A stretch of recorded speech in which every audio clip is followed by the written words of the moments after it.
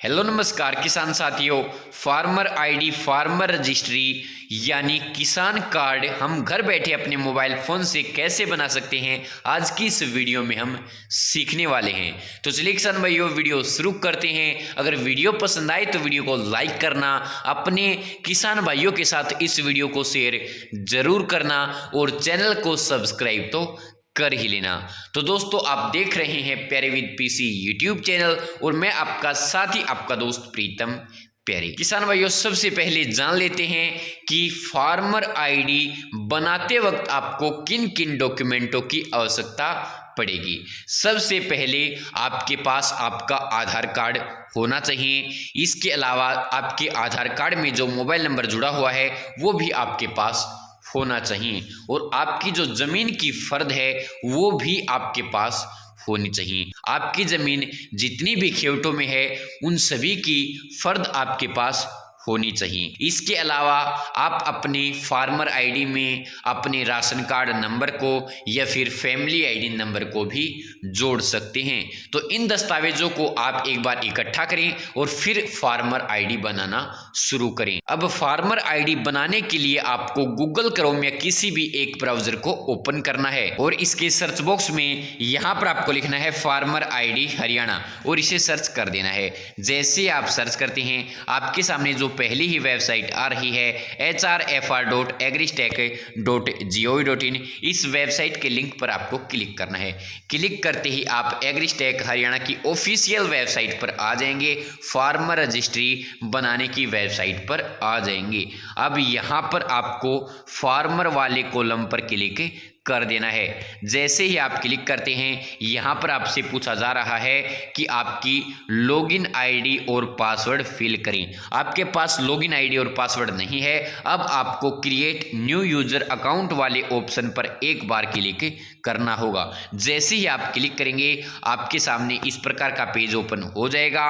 अब यहाँ पर आपको अपना आधार कार्ड नंबर लिख देना है। लिखते ही आपके सामने यहाँ पर वेरिफिकेशन पेंडिंग लिखा हुआ आ जाएगा। आपको घबराना नहीं है, ये कह रहा है कि अभी आपकी वेरिफिकेशन नहीं हुई है। अब कंप्लीट करने के लिए आपको सबमिट वाले ऑप्शन पर क्लिक कर देना है। जैसे ही आप क्लिक करते हैं कुछ प्रोसेस होगी और आपके आधार रजिस्टर्ड मोबाइल नंबर पर एक ओटीपी भेज दिया जाएगा। वो ओटीपी यहाँ पर आपको लिखना है और आपको वेरीफाई वाले ऑप्शन पर क्लिक कर देना है। अब यहाँ पर आपसे मोबाइल नंबर फिल करने के लिए कहा जा रहा है। यहाँ पर अब जो मोबाइल नंबर आप इसके अंदर लिंक करना चाहते हैं वो मोबाइल नंबर यहाँ पर आपको लिख देना है और कहीं भी एक बार आपको स्क्रीन पर क्लिक कर देना। क्लिक करते ही आपके मोबाइल नंबर पर ओटीपी भेज दिया जाएगा। वो ओटीपी यहाँ पर आपको लिखना है और वेरीफाई वाले ऑप्शन पर क्लिक कर देना है। अब आपको पासवर्ड बनाने के लिए कहा जाएगा, पासवर्ड सेट करने के लिए कहा जाएगा। यहाँ पर आपको अपना पासवर्ड लिखना है, जो भी आप पासवर्ड बनाना चाहते हैं। पासवर्ड आपको किस प्रकार लिखना है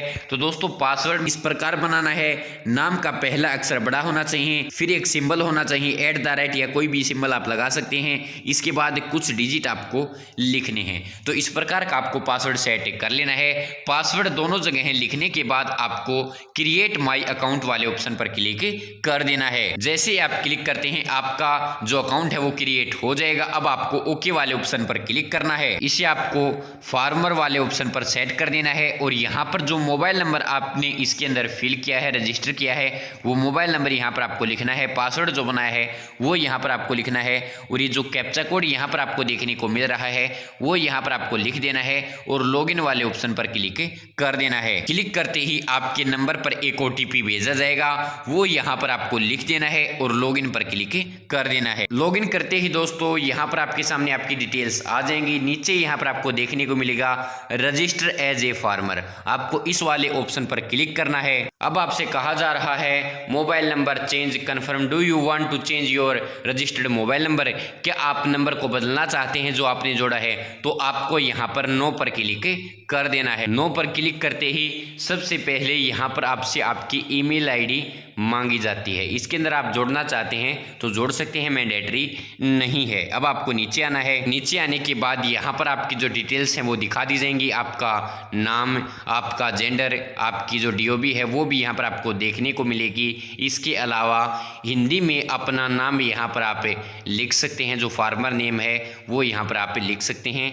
अब यहाँ पर नीचे आपकी जो कास्ट कैटेगरी है कि आप जनरल से हैं, एससी से हैं, वो आपको यहाँ से सेलेक्ट करनी है। तो जो भी आपकी कास्ट कैटेगरी है उसे यहाँ से आपको सेलेक्ट कर लेना है। कास्ट कैटेगरी सिलेक्ट करने के बाद यहाँ पर नीचे आपके पति या पिता का नाम दिखा दिया जाएगा। अब हिंदी में यहाँ पर आप लिख सकते हैं, जो लोकल लैंग्वेज है उसमें यहाँ पर आप लिख सकते हैं। ये दोस्तों मैंडेटरी नहीं है, केवल जो आपकी कास्ट कैटेगरी है वो मैंडेटरी है, वो आपको लिखनी ही पड़ेगी। और जो चीज़ें हैं जो इसके अंदर फिल नहीं है उसे आप छोड़ सकते हैं। जिन कॉलमों में इस प्रकार स्टार मार्क लगा हुआ नहीं है, जैसे इस पर स्टार मार्क लगा हुआ है तो ये लिखना ज़रूरी है, यानी जो आपका एड्रेस है इंग्लिश में वो लिखना ज़रूरी है, लेकिन एड्रेस इन लोकल लैंग्वेज ये लिखना ज़रूरी नहीं है।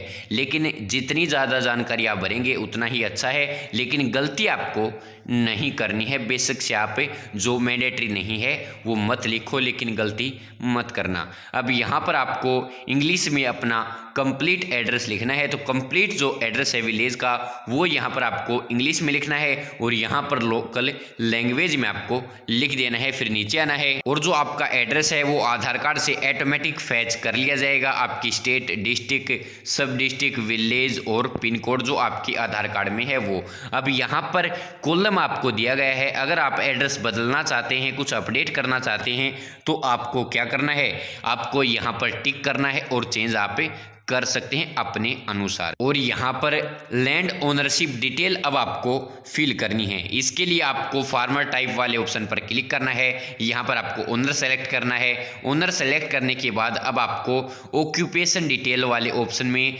लैंड ओनिंग फार्मर वाले ऑप्शन पर क्लिक कर देना है। क्लिक करने के बाद लैंड डिटेल से फैच लैंड डिटेल वाले ऑप्शन पर आपको क्लिक करना है। क्लिक करने के बाद यहाँ पर आपको सबसे पहले यहाँ पर आपको अपनी डिस्ट्रिक्ट को सेलेक्ट करना है, फिर यहाँ पर आपको अपनी तहसील को सेलेक्ट करना है और यहाँ पर अपने विलेज को सेलेक्ट कर लेना है, यानी यहाँ से आपको चुन लेना है। तो दोस्तों विलेज यानी गाँव का नाम सेलेक्ट करने के बाद अब आपके सामने आता है सर्वे नंबर। यहाँ पर दोस्तों आपको ध्यान से फिल करना है।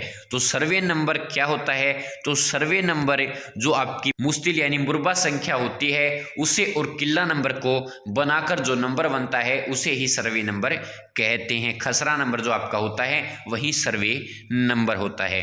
तो दोस्तों आपका जो खसरा नंबर यानी सर्वे नंबर बनता है वो मुस्तिल यानी मुरबा संख्या और किला नंबर को बनाकर बनती है। तो दोस्तों जो आपका खसरा नंबर होता है, जैसे आपकी 13 मुस्तिल यानी मुरबा संख्या तो 13 है, डबल स्लैश इसके बाद जो आपका किला है वो 1 नंबर है या फिर स्लैश 2 है। तो दोस्तों जो भी आपका मुरबा नंबर है वो यहाँ पर आपको लिखना होगा। चलिए आपको फर्द में दिखा भी देते हैं कि कहाँ पर लिखा हुआ होता है। दोस्तों आपकी फर्द में खसरा नंबर यानी सर्वे नंबर आपको कुछ इस प्रकार देखने को मिलेगा।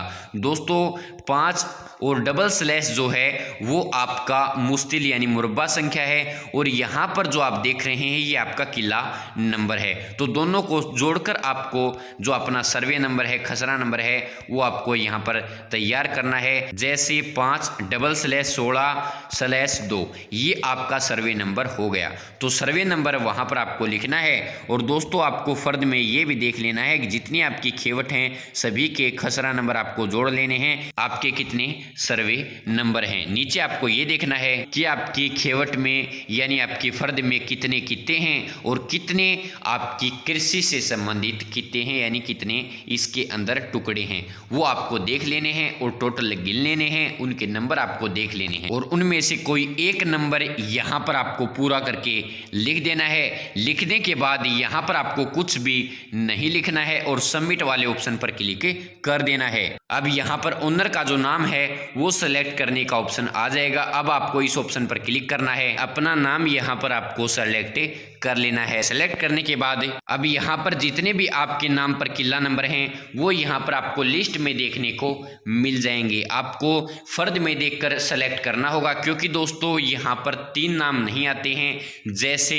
यहाँ पर आपका नाम और आपके पिता का नाम ही है और आपके पिता के नाम जैसा दूसरा अगर गांव में कोई व्यक्ति होगा तो उसकी भी जमीन यहाँ पर आपको देखने को इस लिस्ट के अंदर मिलेगी, क्योंकि इसके अंदर केवल 2 ही नाम हैं, दादा का नाम नहीं आता है, जिसके कारण मिसमैच होने की संभावना ज़्यादा बनी रहती है। ज़्यादातर दो जो नाम हैं यानी खुद का नाम और पिता का नाम कई बार मैच हो जाता है गांव में दूसरे व्यक्ति के साथ, तो उसकी ज़मीन भी यहाँ पर लिस्ट में देखने को मिल जाती है। तो आपको ये ध्यान रखना है कि जब आप यहाँ पर ये ज़मीन ऐड करें तो अपनी फ़र्द को अपने पास रखें, जितनी भी आपकी खेवट हैं वो फ़र्द अपने पास रखें और एक एक किला नंबर को सेलेक्ट जब करें तो फ़र्द में देखकर ही करें कि ये आपका ही किला है या किसी और का है। जब आप कन्फर्म हो जाएं कि ये आपका ही किला नंबर है तो आपको यहाँ पर क्लिक करना होगा ज़मीन जोड़ने के लिए। क्लिक करते ही ये जो किला नंबर है ये सिलेक्ट हो जाएगा।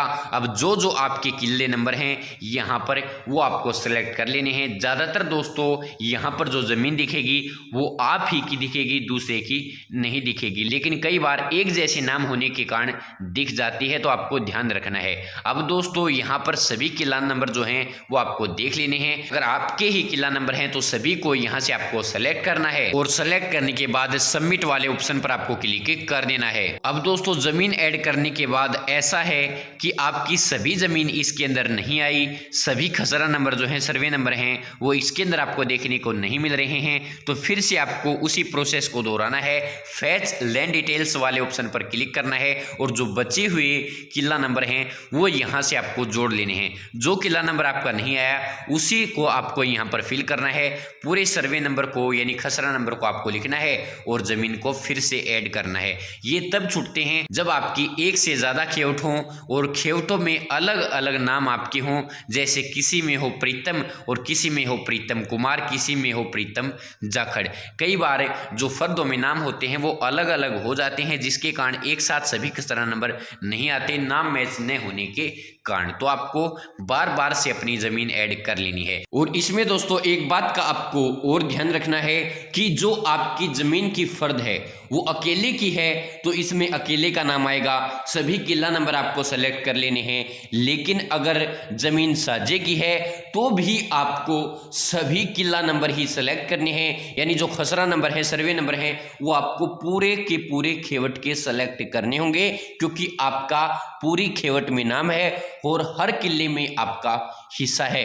जितनी भी आपकी खेवट हैं, जितनी भी खेवटों में आपका नाम है, उसमें जितने भी खेती के किले हैं वो आपको सभी सेलेक्ट करने हैं। कहीं आप ये सोचते रह जाएं कि जो आप फसल ऑनलाइन करते वक्त मेरी फसल मेरा बेरा पर जो आप रजिस्ट्रेशन करते हैं उस प्रकार अगर आप सेलेक्ट कर लेंगे तो आपकी पूरी ज़मीन नहीं बनेगी कि आप जो किला बोते हैं केवल उसी को इसके अंदर सेलेक्ट कर लें। ऐसा नहीं है, आपको फर्द में से सभी किलों को सेलेक्ट करना है, यानी सभी खसरा नंबर को आपको चुनना है और जितनी भी खेवट हैं उन सब के सभी किलों को आपको अपने नाम पर ऐड करना होगा। वो सभी आपके नाम पर ऐड नहीं होंगे, बल्कि सभी किलों में जितना आपका हिस्सा है केवल वही इसके अंदर जुड़ेगा। तो आपको टेंशन नहीं लेनी है।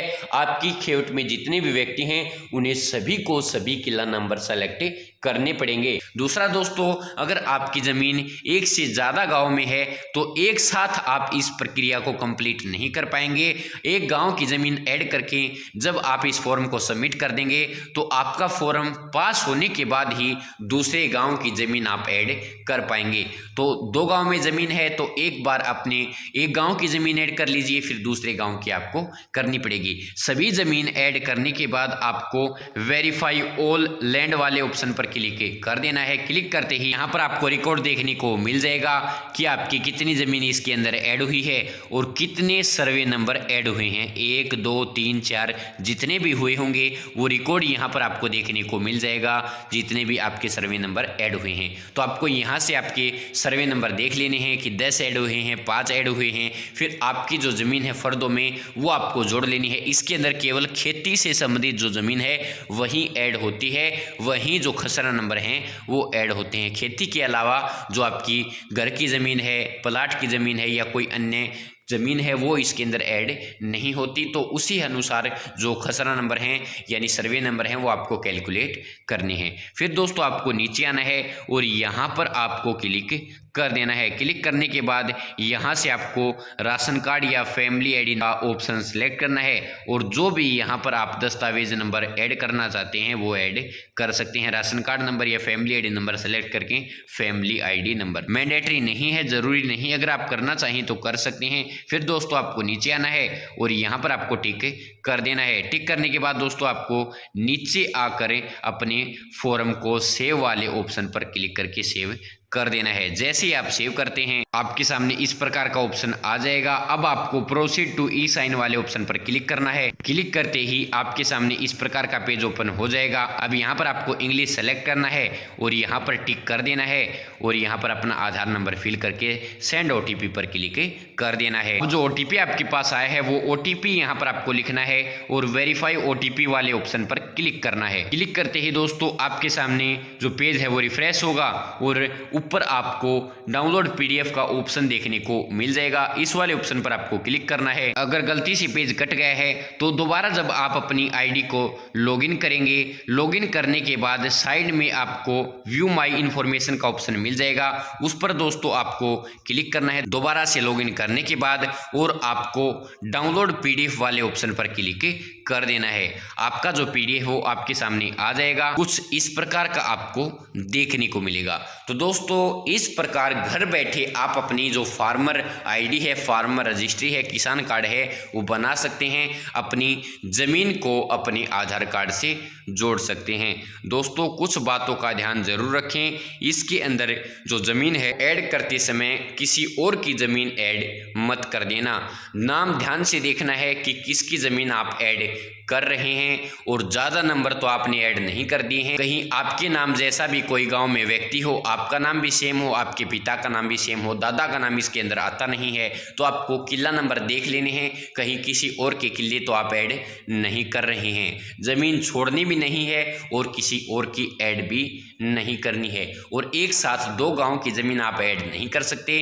एक गाँव की ज़मीन पास होने के बाद ही दूसरे गाँव की ज़मीन आप ऐड कर सकते हैं। और इसके अंदर रजिस्ट्रेशन करते वक्त एक फ़ोन नंबर से केवल एक ही रजिस्ट्रेशन होगा।